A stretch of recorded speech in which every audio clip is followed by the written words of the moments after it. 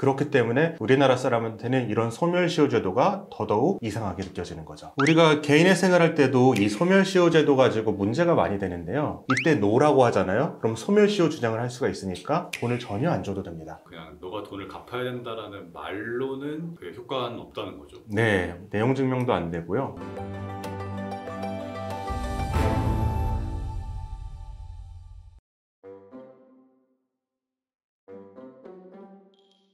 소멸시효라는 게 뭔가요? 소멸시효라는 게 쉽게 말해서 내가 친구한테 돈을 빌리고 10년 동안 갚지 않았어요. 그런데 친구도 나한테 갚으라고 안 했어요. 그러면은 10년이 지나서는 친구는 나한테 갚으라고 할 수 없는 제도가 소멸시효 제도입니다. 그런 법은 왜 있는 거예요?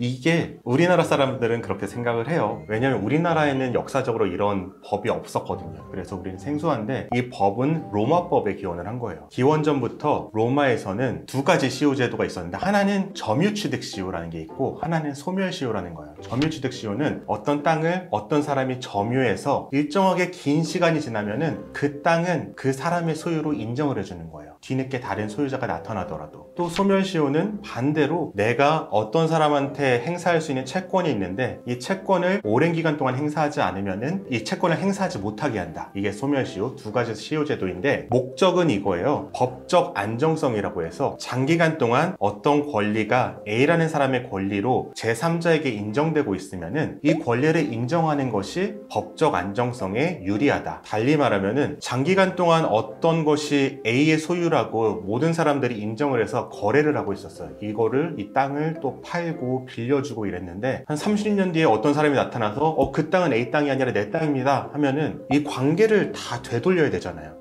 현실적으로 불가능하고 이건 좀 불필요한 일이다. 이거는 권리를 열심히 행사하지 않는 사람의 책임으로 돌려야 된다라는 취지에서 나온 겁니다. 보면은 실제로 서구 사람들은 우리 동양권 사람들보다 권리를 주장하는 것에 있어서 거침이 없어요. 우리나라 사람들은 어디 가서 부당한 일을 당해도 피곤하게 이거 권리 주장을 하느니 그냥 내가 참고 말지 이런 경우가 많잖아요. 애초에 문화적 배경 자체가 다릅니다. 그렇기 때문에 우리나라 사람한테는 이런 소멸시효 제도가 더더욱 이상하게 느껴지는 거죠. 우리가 개인의 생활할 때도 이 소멸시효 제도 가지고 문제가 많이 되는데요. 얼마 전에 있었던 상담 사례가 바로 그런 경우였어요. 이분은 10여 년 전에 사귀었던 여자친구와 헤어지면서 공증을 써줬어요. 내가 너랑 사귀면서 이만큼의 돈을 썼는데 이 돈은 차용금이니까 내가 갚을게. 1억 원 정도 되는 돈에 대한 차용증을 썼는데 이 차용증을 가지고 지금 개인회생을 신청하려고 할 때 개인 채권을 채권자 목록에 넣어야 되는가 이런 문제가 발생한 거예요. 10년은 지났어요. 10년은 지났으면 안 넣는 게 원칙이고요. 10년 지난 채권을 채권자 목록에 집어넣으면 법원에서 회생위원들도 이거 소멸시효 지난 거 아니냐라고 꼭 물어봅니다. 그런데 이 사람은 넣어야 되냐 마니냐 고민을 하게 됐던 이유가 10년이 지나기 전에 전 여자친구가 법무사를 통해서 재산 명시 신청을 했대요. 재산 명시 신청이라는 거는 내 재산이 무엇이 있는지 법원에 밝히는 절차거든요. 그러면은 이걸로 인해서 시효가 중단된 게 아니냐. 시효 중단이란 또 어려운 말이 나오는데 이걸 다시 설명을 드리자면 아까 소멸시효 제도라는 것은 권리를 행사하지 않는 사람을 보호하지 않는 취지의 제도라고 했잖아요. 그렇다면은 권리를 행사한 사람은 보호를 해야 돼요. 일반적으로 민사채권의 소멸시효는 10년인데 10년 동안 권리를 행사 안 한 사람은 이 권리를 10년이 지나도 행사할 수 없지만 5년이 지났을 때 행사했던 사람은 10년이 넘은 11년 뒤에도 행사할 수 있게 해야 합니다. 이때 행사라는 기준은 우리 민법에서는 재판상의 청구라고 정하고 있어요. 재판상의 청구, 그러니까 법원에 소송을 제기해야지 중단이 됩니다. 방금 말씀드린 예에서 전 여자친구가 재산명시 신청을 한 것이 과연 재판상의 청구인가? 그렇지는 않거든요. 재판상의 청구는 분명히 소송을 걸어야 되는데 재산명시는 돈을 달라는 소송은 아니에요. 그러면은 이것은 소멸시효가 중단됐다고는 할 수가 없고요. 다만 이 전 여자친구의 경우에는 10년 동안은 재판상의 청구가 없었던 경우에 해당하기 때문에 상담했던 의뢰인은 이 채권에 대해서는 소멸시효 완성을 주장하면서 법원에 채권자 목록에 추가를 안 해도 되는 거죠. 그럼 나중에 개인회생은 개인회생대로 했는데 소멸시효가 지난 채권에 대한 청구가 들어오면 어떡할 것이냐, 이때 조심을 해야 되는데요. 그것에 대해서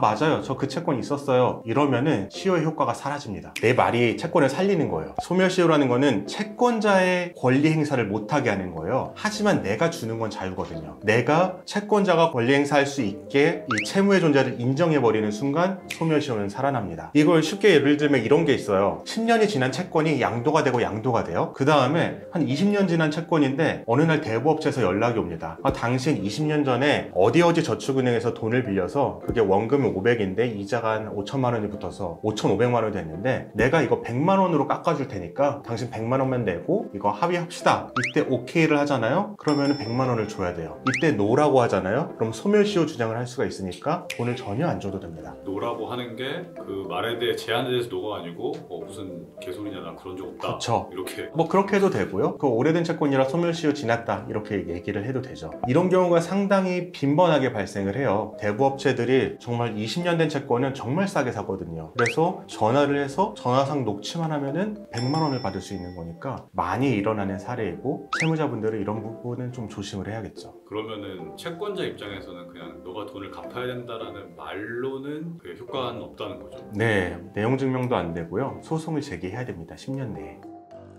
영상 끝까지 시청해 주시고 구독과 좋아요, 알림 설정, 댓글 부탁드립니다. 댓글 남겨주신 분께 추첨을 통해서 이 책을 보내드리고 있으니 자세한 참여 방법은 고정 댓글을 참고해 주세요.